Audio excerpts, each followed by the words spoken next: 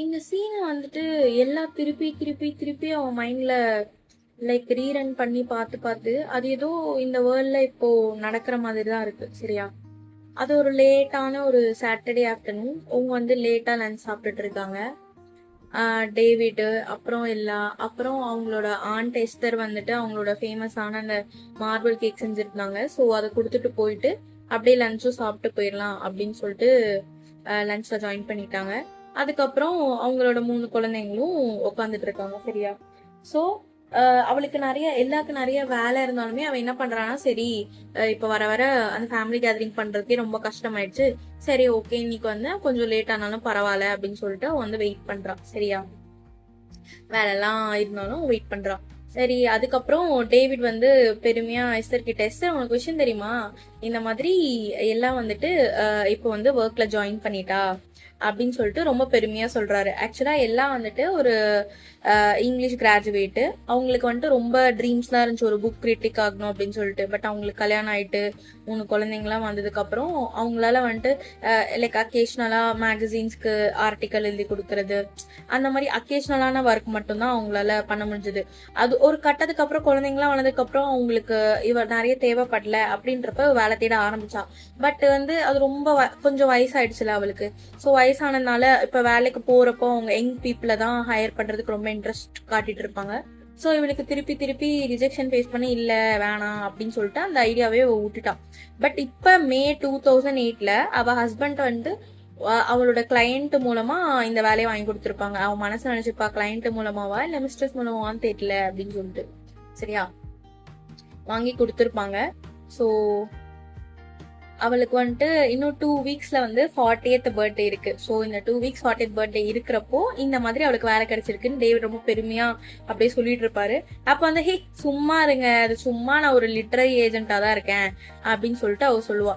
அதுக்கு வந்துட்டு டேவிட், இல்ல நீ அப்படியே உன்னை அண்டர்மைன் பண்ணிக்காத, உண்மையாவே அது ரொம்ப பெரிய ஏஜென்சி, நீ சொல்லு எஸ்தர் கிட்ட அப்படின்னு சொல்லிட்டு அவரு ரொம்ப பெருமைப்படுவாரு. இவன் வந்துட்டு என்ன சொல்றது, எனக்கு ரொம்ப பெருமையா இருக்கு இவளை பாக்குறதுக்கு அப்படின்னு சொல்லிட்டு. இவ வந்து எப்பவுமே எனக்கு ஒரு பிரைஸ் மாதிரி தான் அப்படின்னு சொன்னதுனே அந்த எஸ்தர் இருப்பாங்கல்ல அவங்களும் வந்துட்டு ஆமா எப்பவுமே தான் அப்படின்னு சொல்லிட்டு ஒரு ரொம்ப சென்டிமெண்டலா பேசுவாங்க. ஏதோ அந்த எல்லாம் அங்கிருந்து போயிட்டா இல்ல அப்படின்ற பேசுற மாதிரி பேசுவாங்க. அண்ட் முதல் டைமா வந்துட்டு இந்த ட்வின்ஸும் எந்த கமெண்ட்டும் பண்ணாம எல்லாருமே வந்துட்டு ஒரு அக்ரிமெண்ட்ல இவளை ரொம்ப பிரைஸ் பண்ற மாதிரி அந்த மொமெண்ட் இருந்துச்சு. பட் இவளால வந்து அந்த மொமெண்ட்டை ஏத்துக்கவே முடியல. ஏதோ ரொம்ப ஹெவியா ஃபீல் ஆச்சு அவளுக்கு, லைக் ஒரு ஹெவி பேர்டன் மாதிரி அந்த மொமெண்ட் வந்து இவளுக்கு ஃபீல் ஆச்சு.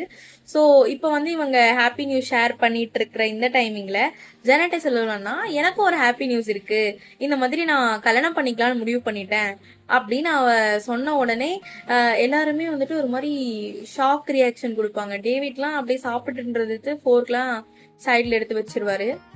வச்சுட்டு எல்லாரும் அவளே ஒரு மாதிரி ஷாக்கா வைப்பாங்க.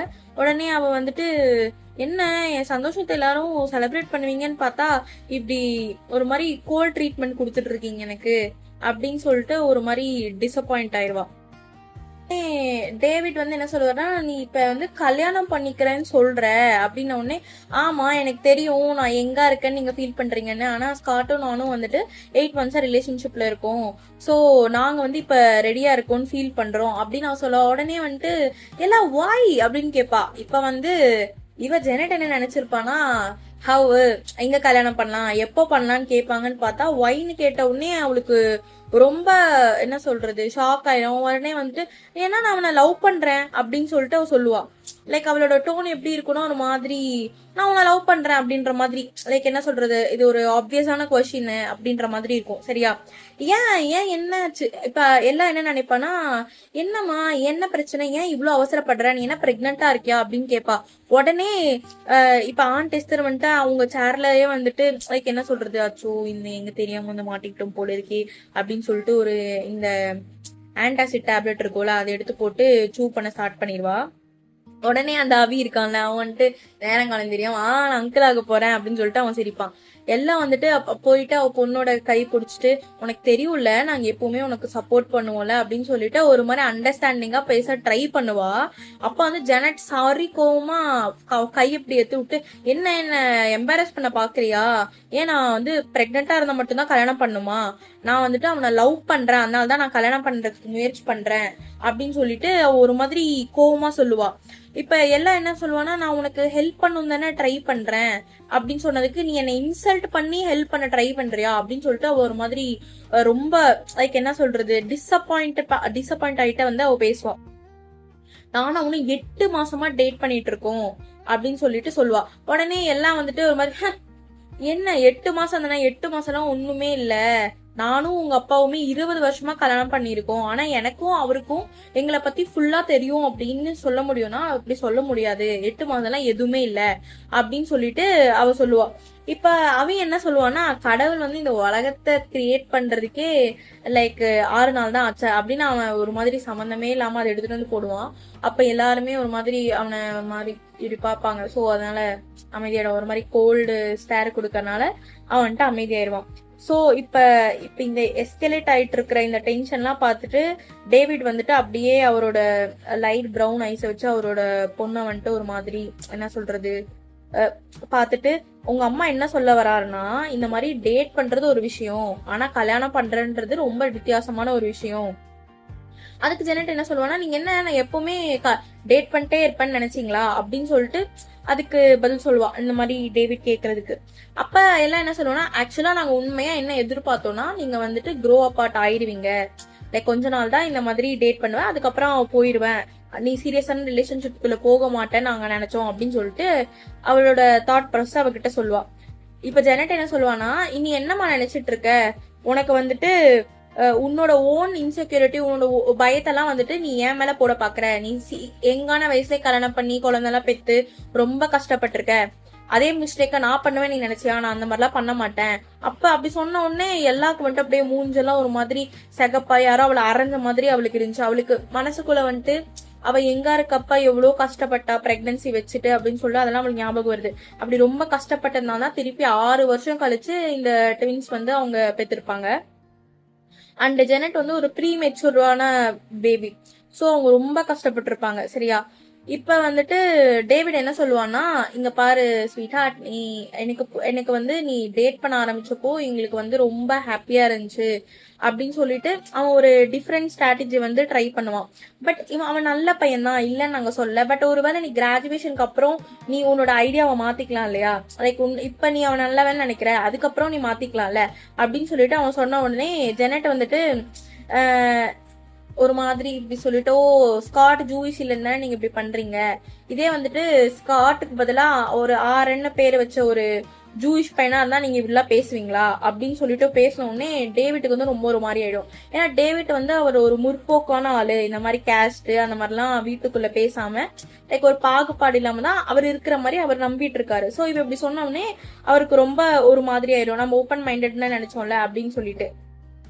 உடனே அவன் அவங்க அம்மா கிட்ட திரும்பி அவன் என்ன சொல்லுவானா, என் கண்ணை பார்த்து உன்னால உண்மையா சொல்ல முடியுமா, இப்ப ஆர்ன்னு பேர் வச்சு ஒரு ஜூவிஷ் மேனா இருந்தா நீங்க இப்படி தடுப்பீங்களா அப்படின்னு சொல்லிட்டு கேட்பா சரியா.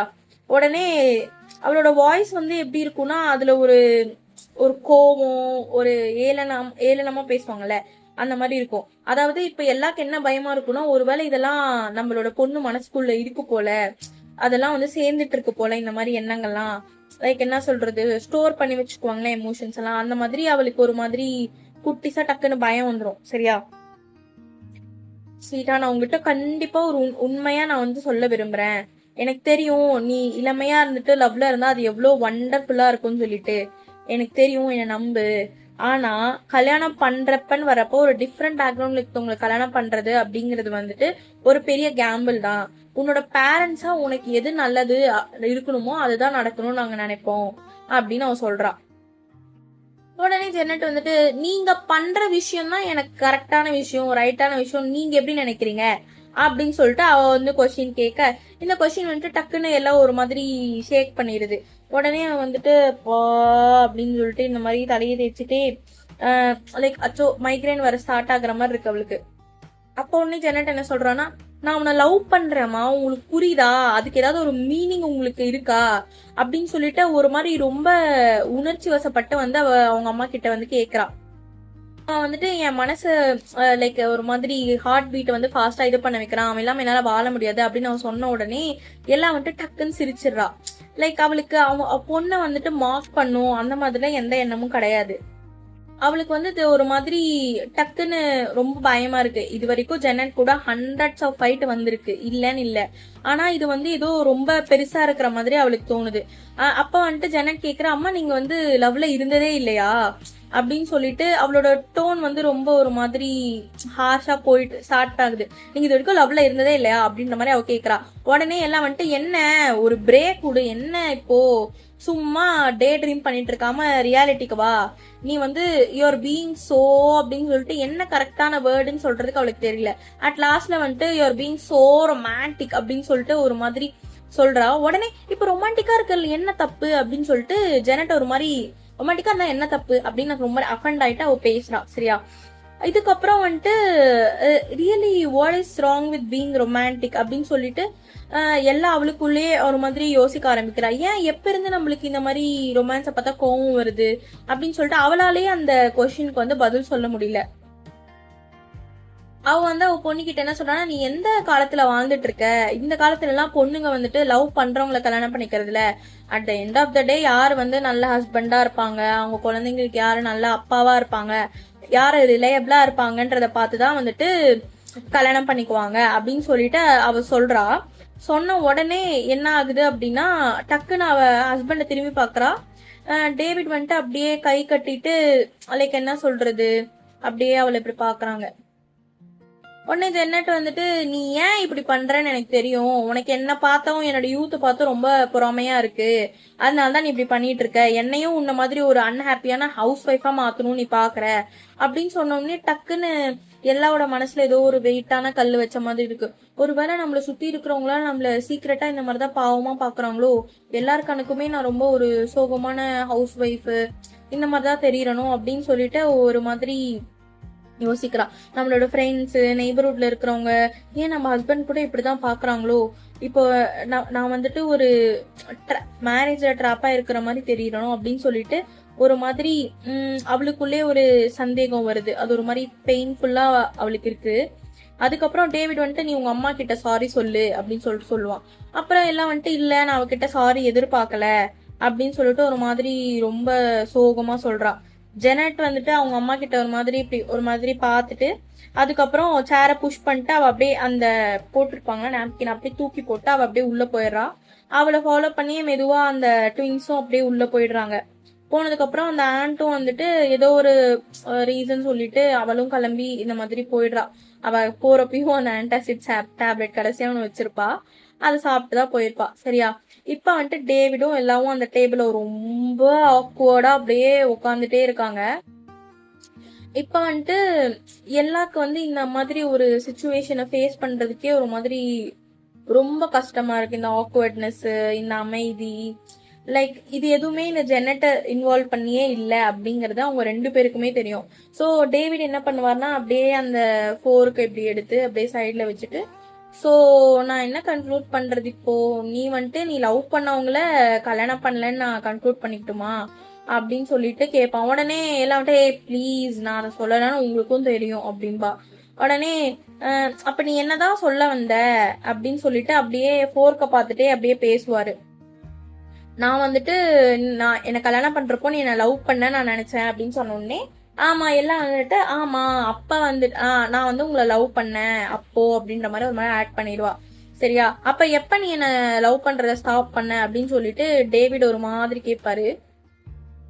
உடனே எல்லாம் வந்துட்டு அவங்க ஹஸ்பண்ட் ஒரு மாதிரி அஸ்டானிஷ்மெண்ட், லைக் என்ன சொல்றது, இந்த மாதிரி ஒரு கொஸ்டின் அவன் யாருமே இது வரைக்கும் கேட்டதே இல்லை. ஸோ அந்த மாதிரி ஒரு கொஸ்டின் கேட்டுருவாரு. ஸோ என்ன சொல்றது, எப்ப நம்ம வந்து லவ் பண்ண ஸ்டாப் பண்ணோம், இல்ல நம்ம லவ் பண்ண ஸ்டாப் பண்ணிட்டோமா, இந்த மாதிரி கொஸ்டின் அவளுக்கே கேட்டது கிடையாது இது வரைக்கும். அதாவது உள்ள அவளுக்கு தெரியும் டீப் இன்சைடா இப்ப அவங்க குழந்தைங்களை பத்தி கவலைப்பட வேண்டிய நேரம் அது கிடையாது அப்படின்னு சொல்லிட்டு. ஸோ இப்போ அவங்க என்ன பண்ணுவோம்னா, வழக்கம் போல என்ன பிரச்சனைனாலும் அப்படியே டே ரொட்டீன் டேக் ஓவர் பண்ணிட்டு அதை அப்படியே விட்டுற மாதிரி தான் அவங்க 2 பேருமே இப்ப கொஞ்சம் பாத்துட்டு இருக்காங்க. ஒரு மாதிரி அவ அழுக ஸ்டார்ட் பண்ணிடா. அவ அழுக ஸ்டார்ட் பண்ண உடனே அவளுக்கே தெரியாம அவ மனசுக்குள்ள அப்படியே ஒரு மாதிரி ரொம்ப சோகம், லைக் அவளுக்கு தெரியாம அந்த சோகம் அவளுக்குள்ள ஒரு பாட்டா மாறிட்டு, லைக் அது நம்ம உணர்வோம் இல்லையா, சோ அந்த மாதிரி அவ ஃபீல் பண்றா. டேவிட் வந்து டக்குன்னு இப்படி மூஞ்சி திருப்பிக்கிறாரு. ஏன்னா அவருக்கு வந்து இவ அழுகிறத பார்க்க பிடிக்காது, இவருக்கும் இவ அழுகிறத அவங்களுக்கு காட்டுறதுக்கு பிடிக்காது. சரியா? அப்ப அந்த டைம்னு பார்த்து போன் அடிக்குது. இந்த சிச்சுவேஷன்ல இருந்து இவங்களை எஸ்கேப் பண்ண வைக்கிற மாதிரி. யாருன்னு எடுத்து டேவிட் தான் அதை பிக் பண்றாரு. எடுத்துட்டு யாரு அப்படின்னு கேக்குறப்போ ஆமாமா அவங்க தான் இருக்கா அப்படின்னு சொல்லிட்டு போனை எடுத்துட்டு வந்து இந்த மாதிரி எல்லா கிட்ட குடுக்குறாங்க. எல்லாவும் வந்துட்டு ஃபுல்லா அவளோட எனர்ஜி எல்லாம் முடிஞ்ச அளவுக்கு ஏத்திட்டு போன் எடுத்துட்டு ஹலோ அப்படின்னு சொல்லி பேசுறப்போ போன்ல வந்துட்டு மிஷேல் பேசுவாங்க. மிஷேல் யாரு அப்படின்னா இந்த புதுசா போய் வேலையில சேர்ந்திருக்கால, சோ அங்க இருந்து அவளுக்கு கூப்பிட்டுருப்பாங்க. இந்த மாதிரி மேனஸ்கிரிப்ட் ஒர்க் பண்ண ஸ்டார்ட் பண்ணிட்டீங்களா அப்படின்னு சொல்லிட்டு அவகிட்ட கேட்பாங்க.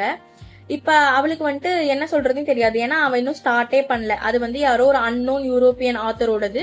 சோ 3 வீக்ஸ் அவளுக்கு டைம் இருக்கும். அதுக்குள்ள வந்துட்டு அவளோட ஃபர்ஸ்ட் அசைன்மெண்ட் இதுதான். அதை பத்தின ஒரு டீடைல் ரிவ்யூ வந்து அவ சப்மிட் பண்ணும். சரியா? இப்ப அவ வந்துட்டு என்ன சொல்லுவானா, நீங்க கவலைப்படாதன்னு சொல்லுங்க, நான் வந்துட்டு ஆல்ரெடி படிக்க ஸ்டார்ட் பண்ணிட்டேன் அப்படின்னு சொல்லிட்டு எல்லாம் போய் சொல்லிடுவா. அவளுக்கு வந்து இந்த மாதிரி மிஷேல ஃபர்ஸ்ட் அசைன்மெண்ட்லயே அப்செட் பண்ணும் அப்படின்றது அவளுக்கு ஒரு மாதிரி உடன்பாடு இல்ல. ஓகே, அப்புறம் எப்படி இருக்கு அப்படின்னு சொல்லிட்டு மிஷேல் கேக்குறப்போ இவளுக்கு ஒரு மாதிரி அச்சோ என்னடா சொல்றது, இப்போ அதான் ஆரம்பிக்கவே இல்லையே படிக்கிறதுக்கு. அது வந்து ஒரு ஹிஸ்டாரிக்கல் சென்டரான நாவல் அப்படின்றது மட்டும்தான் அவளுக்கு தெரியும். அண்ட் ஒரு ஃபேமஸ் மிஸ்டிக் போயட் ரூமி அவங்களோட லைஃப் பத்தி இருக்கிறது அப்படின்னு தெரியும். சரியா?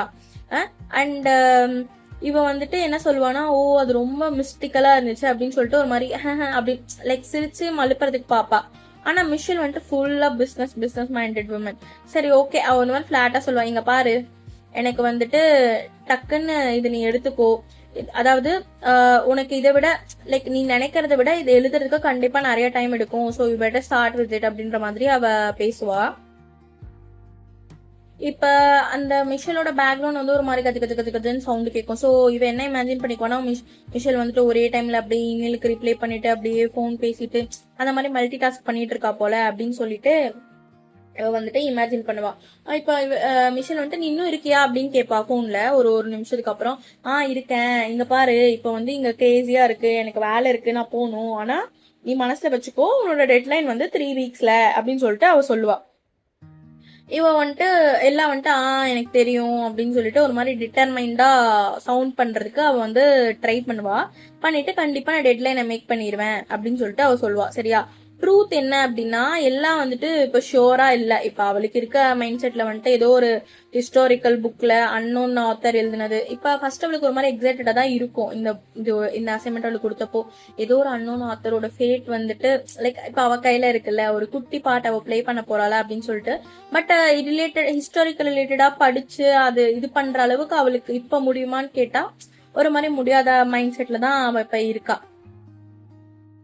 இது வந்து 13th சென்ச்சுரியில இருக்கிறனால ஒரு மாதிரி ஹெசிடேஷனோட அவன் வந்து இருக்கா. சரியா? சோ மிஷேல் வந்துட்டு இத வாய்ஸ் அந்த மாதிரி ஒரு மாதிரி டிடெக்ட் பண்ணிட்டு சொல்லு, ஏதாவது பிரச்சனை இருக்கா சொல்லு, நீ வந்துட்டு என்கிட்ட நீ கன்ஃபைட் பண்ணலாம் அப்படின்னு சொல்லிட்டு அவ சொல்லுவா. அப்புறம் ஒரு மொமெண்ட் ஆஃப் சைலன்ஸ்க்கு அப்புறம் எல்லாம் வந்துட்டு சரி நான் உண்மையே சொல்லிடுறேன் அப்படின்னு சொல்லிடலாம் அப்படின்னு சொல்லிட்டு, இல்ல எனக்கு வந்து ஒரு மாதிரி ரைட் ஸ்டேட் ஆஃப் மைண்ட் இப்ப நான்லாம் ஹிஸ்டாரிக்கல் நாவல் படிக்கிற அளவுக்கு இப்ப இல்ல, எனக்கு வந்து ரூமி மேல இன்ட்ரெஸ்ட் இருக்கு இல்லன்னு சொல்லல, பட் வந்துட்டு அந்த சப்ஜெக்ட் டோட்டலா எனக்கு ஏலியன், சோ நீங்க வந்து வேற ஏதாவது ஒரு நாவல் எனக்கு கொடுத்தீங்கன்னா எனக்கு ஈஸியா ரிலேட் பண்ற மாதிரி நல்லா இருக்கும் அப்படின்ற மாதிரி அவ சொல்லுவா.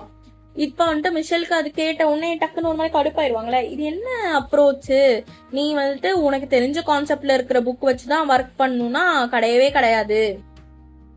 இப்படி ஒர்க் பண்ணா லைக் எப்படி சொல்றது, லைக் உன்னோட ஸ்டேட் இப்படி இருக்கு அப்படின்றனால நீ அது மட்டும் தான் எடிட் பண்ணுவேன், அது மட்டும் தான் படிப்பேன் அப்படின்லாம் சொன்னா நடக்காதுல அப்படின்னு சொல்லிட்டு அவ கேட்பா.